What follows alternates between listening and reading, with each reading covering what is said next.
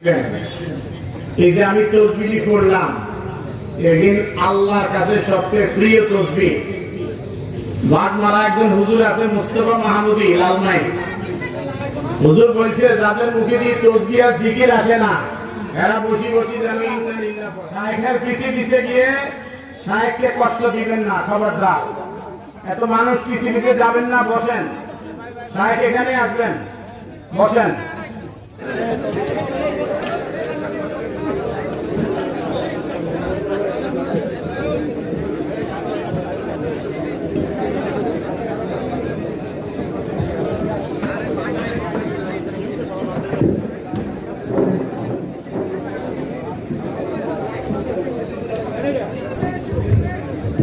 ورحمة الله وبركاته.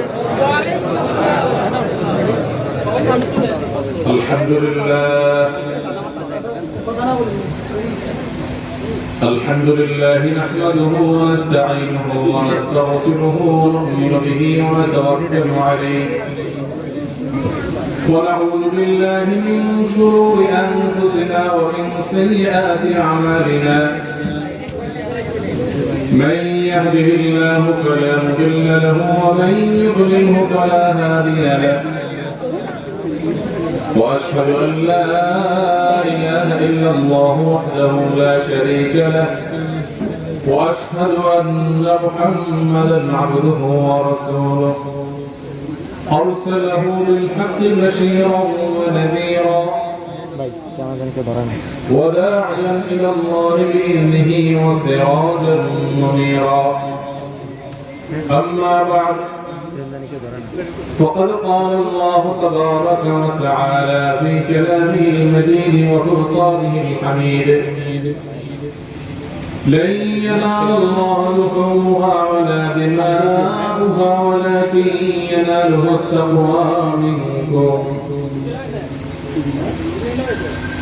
وقال عليه الصلاة والسلام: إن الله لا ينظر إلى صوركم ولكن ينظر إلى قلوبكم وأعمالكم. ঐতিহ্যবাহী চাঁদপুর জেলার শাহরাস্তি থানা শিবপুর তালিম কোরআন মাদ্রাসার আজকের এই ইসলামী মজলিসের সম্মানিত সভাপতি, উপস্থিত ওলামায়ে কেরাম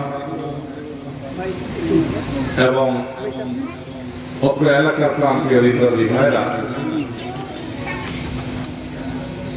আপনারা অনেক সময় ধরে কোরআন কারীম থেকে নবী করিম সাল্লাল্লাহু আলাইহি ওয়াসাল্লামের হাদিসের আলোকে গুরুত্বপূর্ণ বক্তব্য শুনে আসছিলেন। আল্লাহ রাব্বুল আলামিন আমাদের সবাইকে উপকারী কথাগুলো অনুযায়ী আমল করার তৌফিক দান করুন, আমিন।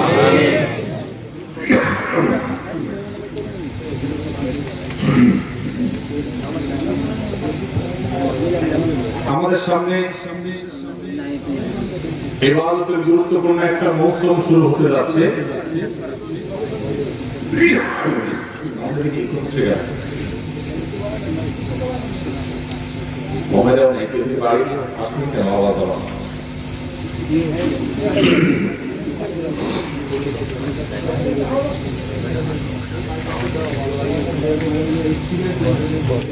ইসলামের অন্যতম গুরুত্বপূর্ণ একটা ইবাদত হলো কুরবানি।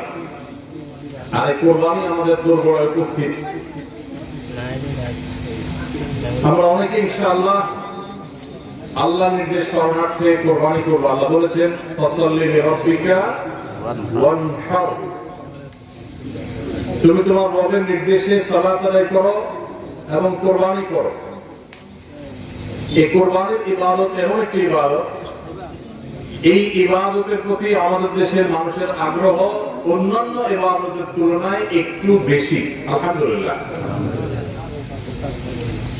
তুলনামূলকভাবে অন্য অনেক ইবাদতের চাইতে কুরবানি করার ব্যাপারে আমাদের আগ্রহ একটু বেশি। এটা বিশেষ কারণ আছে। অন্যতম বড় যে কারণ সেটি হলো যে এটাকে আমরা উৎসব এবং কালচার হিসেবে নিয়েছি। সন্দেহ নেই এটা উৎসব, সন্দেহ নেই এটি কালচার। কিন্তু এটার প্রধান উদ্দেশ্য যদি ইবাদত না হয়, তাহলে সেই আমল, সেই ইবাদতের, সেই ভালো কাজের বিনিময় আল্লাহর কাছে আশা করা যাবে না। সম্মানিত ভাইরা, যেহেতু কোরবানি আমাদের সামনে চলে আসছে, এই জন্য আমাদের কোরবানিকে অর্থবহ করবার জন্য আমরা আজকে কয়েকটি গুরুত্বপূর্ণ বক্তব্য, গুরুত্বপূর্ণ কয়েকটি নির্দেশনা দিতে চাই। প্রথম কথা হলো যে আমাদের কোরবানির উদ্দেশ্য যদি হয় ফ্রেশ গোশত আহরণ করা, আমাদের কোরবানির উদ্দেশ্য যদি হয় সমাজের মানুষের সামনে নিজের ইজ্জত রক্ষা করা, প্রতি বছর কোরবানি দেই, এবছর না দিলে মানুষ কি বলবে, বাচ্চারা কার মুখের দিকে চেয়ে থাকবে, আত্মীয় স্বজন, নতুন আত্মীয় স্বজন কি মনে করবে, এ সকল উদ্দেশ্য যদি আমাদের কোরবানির পেছনে কাজ করে, তাহলে সেই কোরবানি আল্লাহর কাছে মাকবুল বা গ্রহণযোগ্য কোনো কোরবানি হবে না। কোরবানি প্রসঙ্গে আল্লাহ রাব্বুল আলামিন বলেছেন, ইন্নামা ইয়াতাকাব্বালুল্লাহু মিনাল মুত্তাকিন। আল্লাহ তাআলা শুধুমাত্র মুত্তাকিদের ত্যাগ, তাদের উৎসর্গ, তাদের কোরবানি, তাদের স্যাক্রিফাইস, এটা আল্লাহ তাআলা কবুল করবেন। অতএব যাদের ভিতরে তাকওয়া নেই, তাদেরকে আল্লাহ তাআলা গ্রহণ করবেন না, কবুল করবেন না। আমরা যে আয়াত পড়েছি সেই আয়াতও দেখেছি, আল্লাহ রাব্বুল আলামিন ইরশাদ করেছেন যে আমাদের কোরবানির রক্ত, আমাদের কোরবানির পশুর গোশত, এর কিছুই কি আল্লাহর কাছে যায়?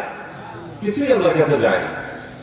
অন্য সব ইবাদত, আর্থিক ইবাদত, এটার ফিডব্যাক আমাদের কাছে আসে না সাধারণত। আমরা যখন দান সাদাকা করি, দান সাদাকা করলে ওইটা কি নিজে খাওয়া যায়? যখন দান করি, সাদাকা করি, তখন এটা আল্লাহর তরফ থেকে গরিবদেরকে দিয়ে দিতে হয়, নিজে খাওয়া যায় না। কোরবানি এমন একটা ইবাদত যে আমরা কোরবানি করার সময় বললাম বিসমিল্লাহ, আল্লাহু আকবার, আল্লাহুম্মা লাকা মিনকা ওয়া লাক, আল্লাহ আপনার পক্ষ থেকে পেলাম এবং আপনার উদ্দেশ্যেই কোরবানি করলাম বলতেছি। তো আল্লাহর উদ্দেশ্যে দিয়ে দেওয়ার পর নিয়ম হলো আল্লাহর বান্দাদের মধ্যে গরিব যারা, দুঃখী যারা, তাদেরকে দিয়ে দিব, এটাই তো সাদাকার নিয়ম, দানের নিয়ম। কিন্তু কোরবানি এমন একটা ইবাদত যে ইবাদত আমি আল্লাহর উদ্দেশ্যে করলাম, আল্লাহকে খুশি করার জন্য জবে করলাম, কিন্তু গোশতটা আল্লাহ আমাকে খাওয়ার অনুমতি দিয়েছেন, এটা অন্য ইবাদতে নেই। এখন এই ইবাদতে যদি গোশত খাওয়াটা মুখ্য হয়, গোশত আহরণ করা মুখ্য হয়, সমাজে মানুষের কাছে মুখ উজ্জ্বল করা মুখ্য হয়, আসল উদ্দেশ্য যদি হয় দুনিয়াবি বা পার্থিব বিষয় আসয়, আসল উদ্দেশ্য যদি হয় শো অফ করা, আসল উদ্দেশ্য যদি হয় মানুষকে দেখানো, আসল উদ্দেশ্য যদি হয় আত্মীয় স্বজনের কাছে মুখ রক্ষা করা, বাচ্চা কাচ্চা কার দিকে চেয়ে থাকবে, সেটা যদি উদ্দেশ্য হয়, তাহলে এটা ইবাদত হবে না। এজন্য কোরবানির আগে সর্বপ্রথম যে বিষয়টি খুব জরুরি, সেটা হলো আমাদের উদ্দেশ্যগুলোকে একটু ঝালাই করে নেওয়া, আমাদের উদ্দেশ্যগুলোকে একটু রিচেক করে নেওয়া। আমরা কেন কোরবানি করব, আমাদের কোরবানির উদ্দেশ্যটা কি? যদি শুধুমাত্র আল্লাহ সন্তুষ্টির উদ্দেশ্য হয় আর সে উদ্দেশ্যে আমি কোরবানি করি, গোশত আমার মুখ্য না, তাহলে সেক্ষেত্রে একটা গরু আমি যে দামে কিনেছি, বাজার দর তার চাইতে আরো অনেক কম, তাহলে আমার আফসোস হওয়ার কথা না। কারণ আল্লাহ তাআলা সওয়াব দেওয়ার সময় গোশত কয় কেজি হয়েছে সেই হিসাবে দিবে, নাকি আমি কি পরিমাণ টাকা আল্লাহর রাহে খরচ করলাম সেই পরিমাণ দিবে?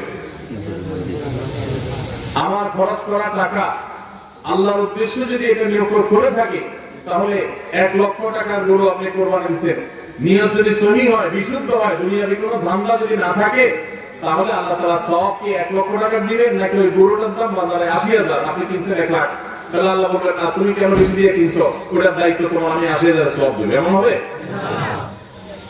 কিন্তু তারপরে আমরা কোরবানির পশু কেনার পর দেখা যায় ওইটা নিয়ে আমাদের অনেকের হেজিটেশন থাকে, আফসোস থাকে। হ্যাঁ, সন্দেহাতীত ভাবে আপনি মার্কেটে যে গরুর বাজারে যে মুড়ামুড়ি করে উপযুক্ত ন্যায্য মূল্যে আপনি কিনবেন, অতিরিক্ত দাম কোন যৌক্তিক কারণ ছাড়া আপনি কসাইকে বা গরু বিক্রেতাকে কেন দিবেন? সেটা দেওয়ার কোনো যুক্তি নাই। আপনি অবশ্যই মুড়ামুড়ি করে ন্যায্য মূল্যে কেনার চেষ্টা করবেন, কিন্তু কেনার পর এর দাম কত হইলো না হইলো, গোশত কয় কেজি হলো, পার কেজি কত পড়লো, তাতে লস হলো না লাভ হলো, এগুলা সবগুলো প্রমাণ করে যে কোরবানির উদ্দেশ্যে ভেজাল আছে। ভাইরা আমার, আমরা কোরবানি সাধারণত বেশিরভাগ মানুষ গরু দিতে পছন্দ করি। এর অনেক কারণ আছে অবশ্য। আমাদের দেশে ছাগল উৎপাদন হয় খুব কম, নানা কারণে ছাগল উৎপাদনের জন্য আমাদের এই দেশ পৃথিবীর অনেক দেশে ছাগল অনেক বেশি উৎপাদন করা যায়। বৃষ্টি বাদল এবং ঝড় তুফানের দেশে ছাগল উৎপাদন করা নানা কারণে কঠিন, যার কারণে গরু উৎপাদন বেশি হয়, আমরা গরু কোরবানি বেশি করি। এটা দোষের কিছু না, বরং এটা স্বাভাবিক। কিন্তু আমাদের অনেকের হয়তো গরু কোরবানি করার মতো সাধ্য নেই, ছাগল কোরবানি করার সাধ্য আছে। তারপরও দেখা যায় হাওলাত বরাত করে হলেও গরু কোরবানি দেয়। কেন? কারণ ছাগল কোরবানি দিলে আশেপাশে মানুষ কি বলবে? এরকম জিনিস আমাদের মধ্যে আছে মানে যে এত বড় লোক মানুষ, এতদিন তো জানতাম পয়সা করে আছে, উনি আমার ছাগল কোরবানি দিল, তাহলে চোখ মুখ মানুষের সামনে কেমনে দেখাবে?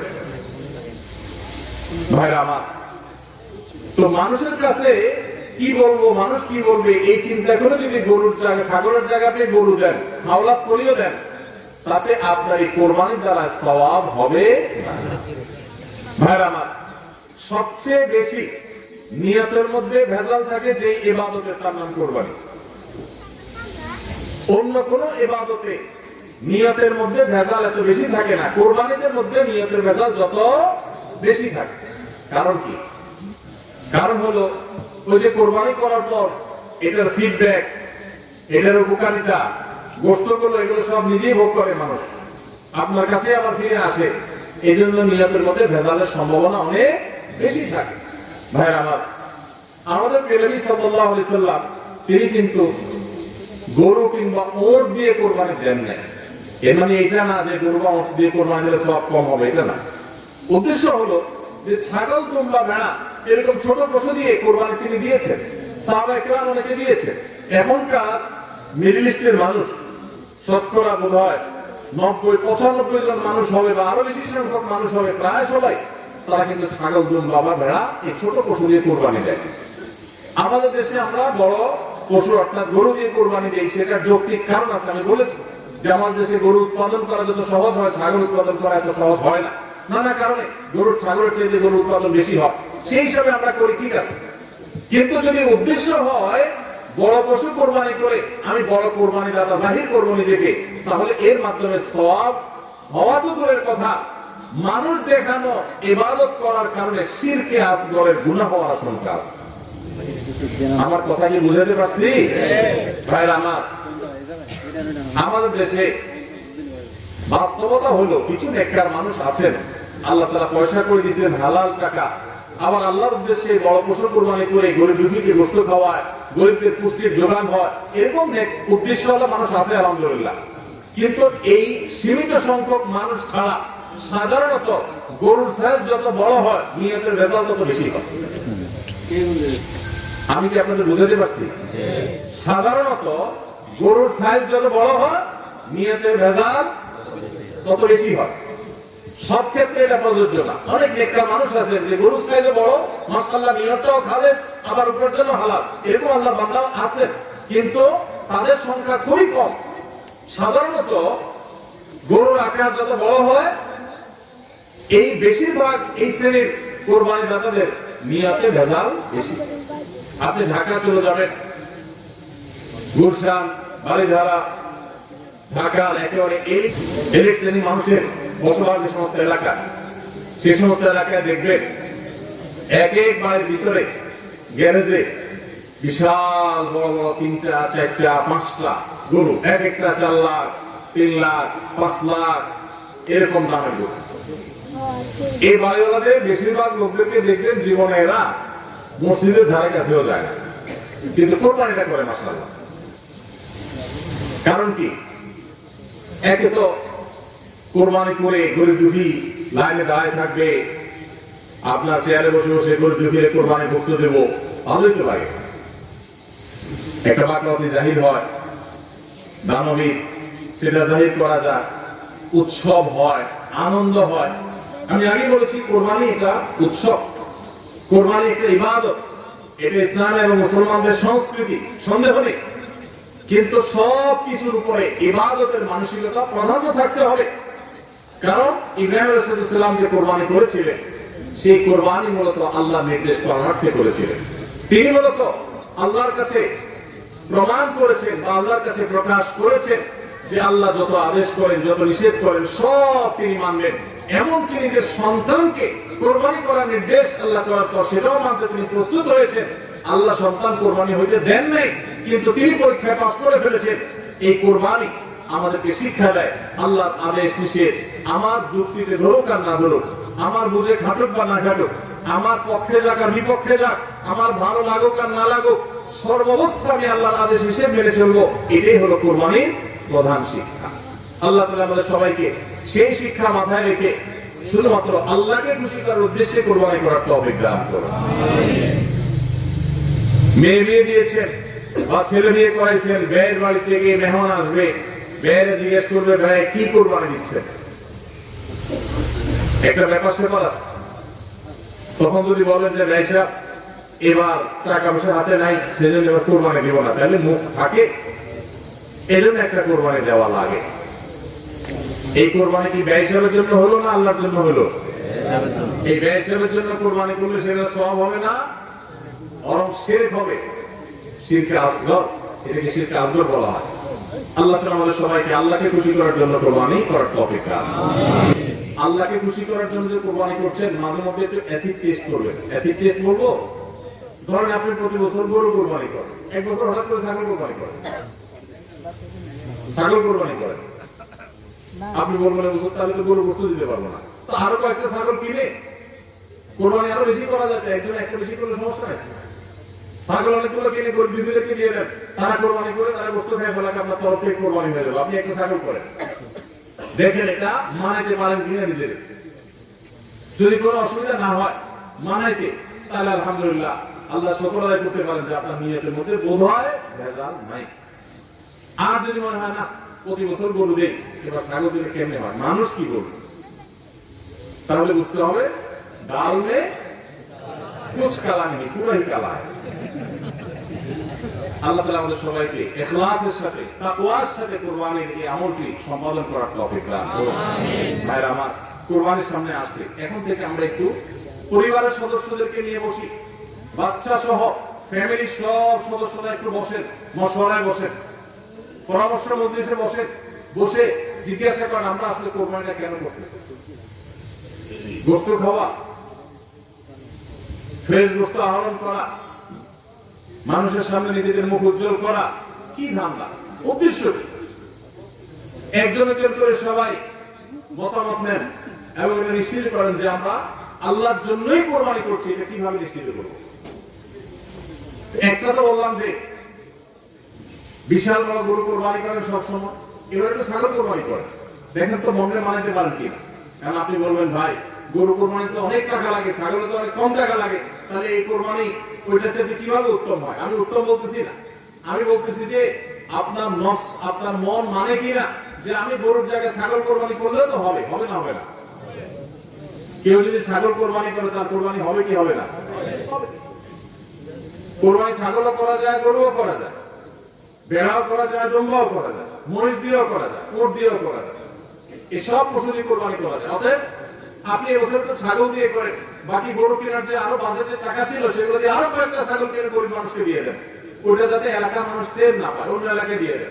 আমরা সুন্নাহ ফাউন্ডেশনের তরফ থেকে সারা দেশে বিভিন্ন জায়গায় জায়গায় কোরবানি করি। অনেক প্রবাসী আছে, অনেকে ইউরোপ আমেরিকার এমন এমন দেশে আছেন সেখানে কোরবানি চাইলেও করা যায় না, সুযোগ নাই, বা দেশে অনেকে আছে যে তার হয়তো সে সুযোগ নাই, ক্যাপাসিটি নাই, নানা কারণে সুবিধা অসুবিধা আছে। তো আমরা তাদের তরফ থেকে কোরবানি করে দেশের বিভিন্ন গরিব দুঃখীদের আপনার বাসা বাড়িতে আমরা তাদের ঘরে ঘরে গোশত পৌঁছাই দিই। তা আপনি গরুর বাজারের টাকা দিয়ে একটা ছাগল কিনে, বাকি টাকা দিয়ে এরকম ছাগল কিনে মানুষকে দান করে দেন, জবাই করে অন্য মানুষকে গোশত দিয়ে দেন, এলাকা দিলেন না, মানুষকে পারে না, তাহলে মনকে মানাতে পারেন কিনা দেখেন। এটা হলো অ্যাসিড টেস্ট। আমি বলছি না সবসময়, মাঝে মধ্যে এরকম করে দেখেন যে মন মানে কিনা। যদি দেখেন যে না মন মানে, তাহলে আলহামদুলিল্লাহ ভাইরা আমার।